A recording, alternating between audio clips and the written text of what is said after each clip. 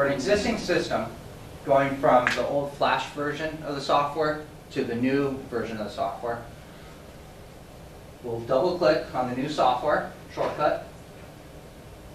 As it opens up, it's going to ask for a new site or open site. At this time, we're going to choose new site, since this technically is a new site in this software.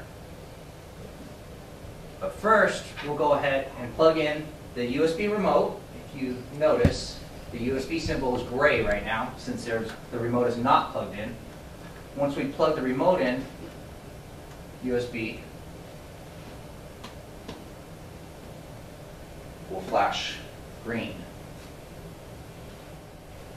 There it is. As you see, the green USB symbol.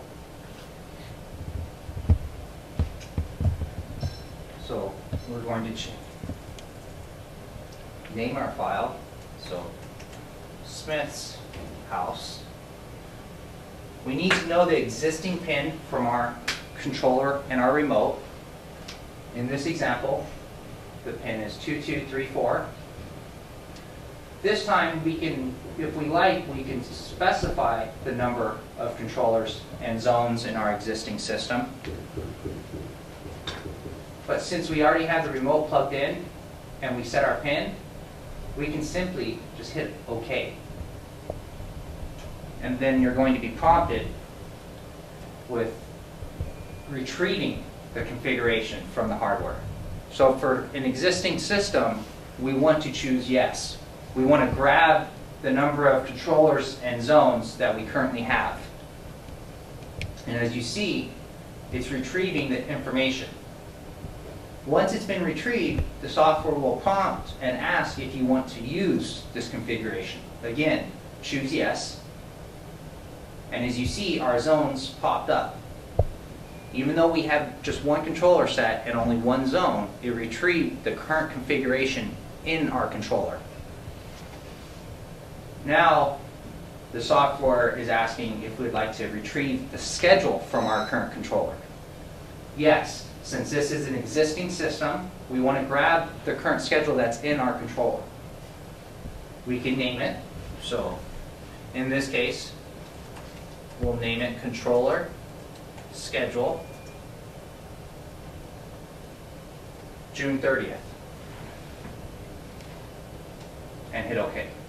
As you can see, it's retrieving all the different watering events for each of the zones. In this example, our controller has 10 zones and one watering event per zone. Once the schedule has been retrieved, the software will prompt us if we want to use this schedule. Click yes. As you see, our schedule that we currently had stored in our controller is there. And in this case, it's one zone for 10 minutes, starting at 6 a.m. This is a default schedule that we would typically expect from a controller. Now we can take this schedule, we can modify it if we like, and resend it as an updated schedule to the controller, or we can save it simply in the software, and so we know exactly what's in our controller is exactly what we see right here. And now we have our system currently up and running, going from the old software to the new software. This time, we're done. You can either save the file. In this case, we want to save it as Smith's house. And we'll say no this time.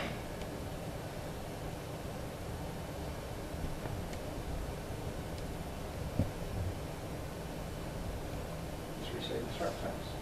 Not quite sure what happened there. And we're done.